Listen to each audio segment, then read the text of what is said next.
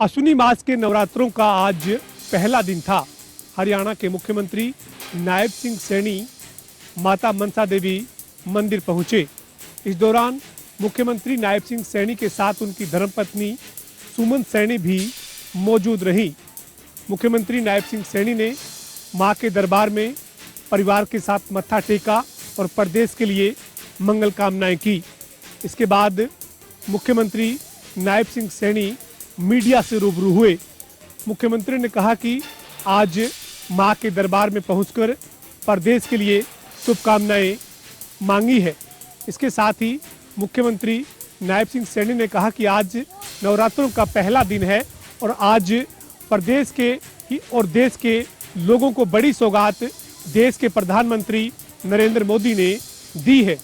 मुख्यमंत्री नायब सिंह सैनी ने कहा कि जीएसटी की दरों में जो संशोधन हुआ है वो आज से पूरे देश में लागू हुआ है और इसके बाद हर वर्ग को इसका लाभ मिलेगा। मुख्यमंत्री नायब सैनी ने कहा कि हरियाणा के किसानों को भी नवरात्रों के मौके पर बड़ी सौगात प्रदेश सरकार ने दी है। सीएम ने कहा कि गेहूं के बीज पर जहां सब्सिडी दी गई है, वहीं जो जीएसटी की दरों में जो बदलाव हुआ है उसका फायदा भी किसानों को मिलेगा और 4,000 करोड़ से भी ज्यादा का फायदा प्रदेश के किसानों को इसका मिलेगा। मुख्यमंत्री नायब सिंह सैनी ने इस दौरान विपक्ष पर भी निशाना साधा। मुख्यमंत्री ने कहा कि मल्लिकार्जुन खड़गे और कांग्रेस, जब कांग्रेस की सत्ता थी तब चुप रहते थे, लेकिन आज देश हित में जो बड़ा बदलाव हुआ है वो कांग्रेस को रास नहीं आ रहा। पानीपत के सेक्टर 11-12 में चोरों ने हैंडलूम कारोबारी के घर से 60 लाख रुपए की ज्वेलरी व नकदी पर किया हाथ साफ। चोर चोरी की वारदात को अंजाम देकर फरार हो गए। हैंडलूम कारोबारी अपने परिवार के साथ 2 दिन के लिए घर से बाहर गया हुआ था। जैसे ही वह वापस लौटे तो घर से 25 लाख रुपए की नकदी व ज्वेलरी गायब मिली, जिसके बाद उन्होंने पुलिस को शिकायत दी। फिलहाल पीड़ित की शिकायत पर थाना चांदीबाग पुलिस ने मामला दर्ज करके जांच शुरू कर दी है। वहीं डीएसपी हेडक्वार्टर ने जानकारी देते हुए बताया कि इस मामले में सीआईए की टीम सहित 4 अलग टीमें चोरों की तलाश में जुट गई हैं। पानीपत से जनता टीवी के लिए अनिल सैनी की रिपोर्ट। कालावाली में रहस्यमयी तरीके से लापता हैं 2 बच्चे।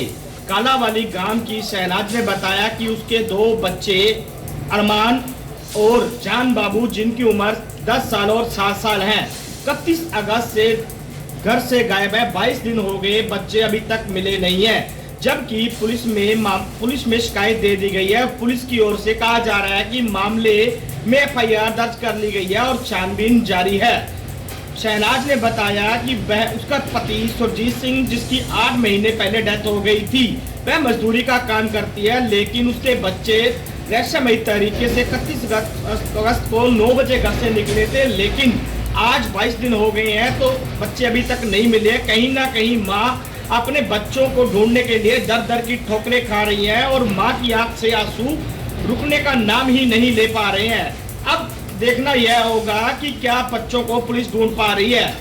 हालांकि कालावाली पुलिस थाना के जसपाल सिंह एसआई ने बताया कि पुलिस ने एफआईआर दर्ज कर ली गई है और बच्चों की छानबीन के लिए पुलिस जांच में जुटी हुई है। हालांकि मां के आंसू रुक नहीं पा रहे हैं और बच्चे जो हैं 22 दिन से घर नहीं लौटे हैं, तो कहीं ना कहीं पूरा परिवार इस बात को लेकर परेशान है। अब देखना यह होगा कि क्या पुलिस बच्चों तक पहुंच पाएगी। कालावाली से जनता टीवी के लिए जगदीश प्रजापति। कुरुक्षेत्र पुलिस ने एक बड़े गिरोह का खुलासा किया है, जो किसी विदेशी कॉल के इंतजार में बैठा था किसी बड़ी घटना को अंजाम देने के लिए। एएसपी प्रतीक गहलोत ने बताया कि नेशनल हाईवे के पास देवीलाल पार्क के पास उनको जानकारी लगी थी कि कुछ बदमाश घूम रहे हैं। जब दबिश दी गई तो एक कार में 5 ऐसे बदमाश 4 देसी पिस्टल और 4 जिंदा कारतूस के साथ पुलिस के हत्थे चढ़े हैं। पुलिस ने उनको गिरफ्तार कर लिया और मामले की जांच की जा रही है। शुरुआती जांच में मालूम हुआ है कि इनका किसी बड़े विदेशी गैंग से संपर्क है और ये किसी ऐसी कॉल के इंतजार में थे, किसी बड़ी घटना को अंजाम देने के लिए बैठे थे। गनीमत रही कुरुक्षेत्र पुलिस ने समय रहते इनको गिरफ्तार कर लिया। रणदीप रोड, जनता टीवी, कुरुक्षेत्र। शॉर्ट सर्किट के कारण आज जींद के कोर्ट के पीछे न्यू कृष्णा कॉलोनी में एक मकान में आग लगी। आग लगने से लाखों रुपए का सामान जलकर राख हो गया। और घटना के पीछे जिस तरह की जानकारी बताई जा रही है कि जब घर के परिवार के लोग किसी जरूरी काम के लिए घर से बाहर गए हुए थे तो शॉर्ट सर्किट की वजह के कारण घर में आग लगी। जब घर से धुआं निकलता हुआ पड़ोसियों ने देखा तो उन्होंने इसकी सूचना डायल 112 और फायर ब्रिगेड की गाड़ी के पास कॉल किया। उसके बाद से मौके पर फायर ब्रिगेड की गाड़ी पहुंची और आग पर बड़ी मशक्कत के बाद काबू पाने का काम भी किया गया। लेकिन जब तक आग पर काबू पा जाता तब तक घर के अंदर रखा लाखों रुपए का सामान जलकर राख हो गया। और जो महिला घर के अंदर रहती है उन्होंने बताया कि वो किसी काम के लिए अपने बच्चों के साथ बाजार गई हुई थी और उनको पड़ोसियों के माध्यम से पता चला कि घर में आग लग गई है और वह किराए के मकान में रहने का काम करती है और दिहाड़ी मजदूरी करके अपने परिवार का लालन पालन करती है। अब उसके सामने आर्थिक संकट भी खड़ा हो गया कि कैसे वो अपने परिवार का गुजारा करेगी। और मौके पर घटनाक्रम को जानने के लिए जींद सिटी जो पुलिस है, जींद सिटी थाने के अधिकारी मनीष कुमार अपनी टीम के साथ पहुंचे थे और घटनाक्रम का जायजा भी ले गया। और जो जिस वजह से घटना हुई उसकी भी पहलू को जांचा जा रहा है। और आमजन का भी कहना है कि जो महिला है वो काफी गरीब है, अपने परिवार के लालन पालन के लिए दिहाड़ी मजदूरी काम करती है। अब कहीं ना कहीं इसके सामने जो आर्थिक संकट है वो भी खड़ा हो गया है। लेकिन आग लगने की वजह से उनके घर पर रखा लाखों का सामान जलकर राख हो गया। अब उन्होंने प्रशासन से एक गुहार लगाई है कि प्रशासन को उस बेसहारा महिला के लिए कुछ आर्थिक सहायता करनी चाहिए जिसके कारण वो अपने परिवार का लालन पालन कर सके। जींद से जनता टीवी के लिए सुनील कुमार की रिपोर्ट। 5 वर्षीय बच्ची की हत्या इसलिए कर दी गई क्योंकि वो रोने से चुप नहीं हो रही थी। उसको फर्श पर पटक कर उसकी हत्या कर दी। हत्या का छुपाने के लिए उसको तिरपाल में लपेटकर बेड के नीचे छुपा दिया गया। उसके बाद कमरे का बाहर से ताला लगाकर आरोपी फरार हो गया। 4 दिन बाद जब दुर्गंध उठी तो पड़ोसियों ने इसकी सूचना पुलिस को दी। मॉडल टाउन थाना पुलिस ने वहां पहुंचकर शव को कब्जे में लिया।